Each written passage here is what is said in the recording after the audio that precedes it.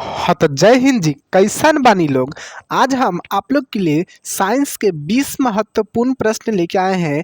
अगर आपकी भी तैयारी बिल्कुल धाकड़ तरीके से चल रही है, बिल्कुल दमदार तरीके से चल रही है, तो इस 20 प्रश्न में से 15 प्रश्न भी सही करके दिखाइए। क्योंकि साथी जी अब आपकी बोर्ड परीक्षा में समय बहुत ही कम बच गया है, तो आपकी तैयारी तो बिल्कुल धाकड़ तरीके से चलनी ही चाहिए। चलिए बिना देरी को सबसे प्रथम सवाल से स्टार्ट करते हैं और आप बिल्कुल ईमानदारी से बताइएगा कि आपका 20 में से कितना प्रश्न सही होता है। सबसे प्रथम सवाल हम लोग का कहता है कि किस दर्पण की फोकस दूरी ऋणात्मक होती है। मेरे साथी जी आपने पढ़ा होगा कि दर्पण जो होते हैं दो प्रकार के होते हैं, एक आपका होता है गोलीय दर्पण और एक होता है समतल। और गोलीय भी दो प्रकार के होते हैं, एक आपका उत्तल और एक आपका अवतल। तो किस दर्पण की फोकस दूरी ऋणात्मक होती है, तो ध्यान रखिए कि जो आपका अवतल दर्पण होता है ना, उसकी फोकस दूरी क्या होती है, निगेटिव यानी ऋणात्मक होती है। सवाल नंबर दूसरा कहता है आपका कि दर्पण की फोकस दूरी एफ और वक्रता त्रिज्या आर में क्या संबंध होता है। तो ध्यान रखिएगा मेरे साथी जी कि जो फोकस दूरी होती है ना, वो वक्रता त्रिज्या की आधी होती है, यानी एफ बराबर r/2 का संबंध होता है। ऑप्शन नंबर कौन सा हो जाएगा आपका, बी जो होगा एकदम से राइट आंसर हो जाएगा। सवाल नंबर तीसरा है कि सामान्य दृष्टि के लिए स्पष्ट दृष्टि की न्यूनतम दूरी है। सवाल ये कहता है आपका कि सामान्य नेत्र जो है, सामान्य आंख जो है, वो कितनी नज़दीक तक की वस्तु को साफ साफ देख सकता है।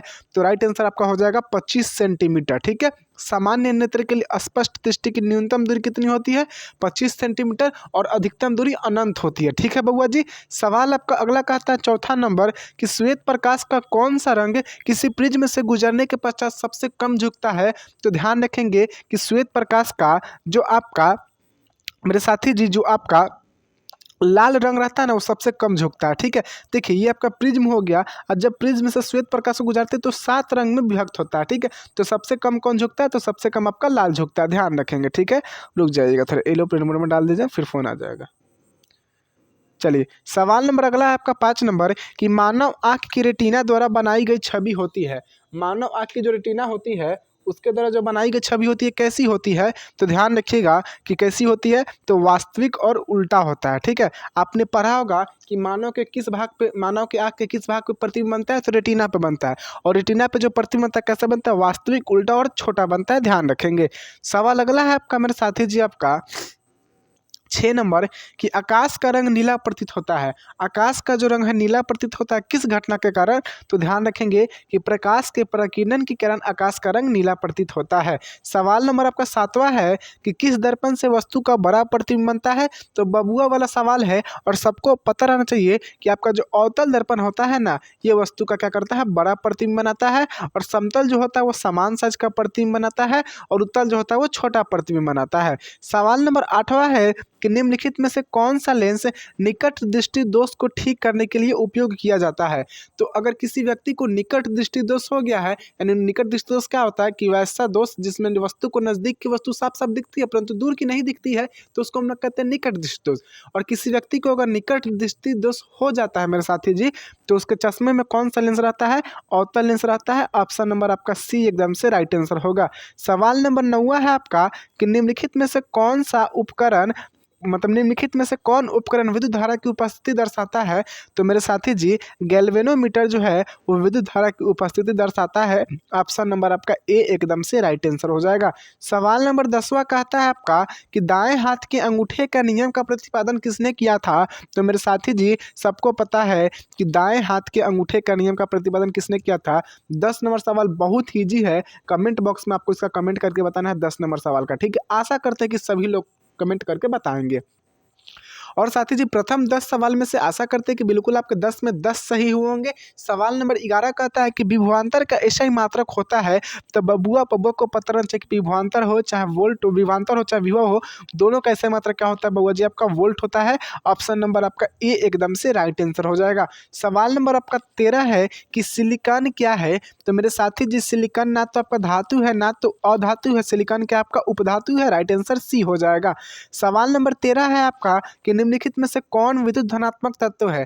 तो मेरे साथी जी ध्यान रखेंगे कि जो धातुएं होती है ना वो विद्युत धनात्मक तत्व होते हैं। तो इसमें से कौन सी धातु है, तो कार्बन आपका एक अधातु है, क्लोरीन भी आपका एक अधातु है, फास्फोरस भी आपका एक अधातु है, लेकिन सोडियम जो है प्यारे साथी जो आपका धातु है, और सोडियम क्या हो जाएगा आपका विद्युत धनात्मक तत्व हो जाएगा।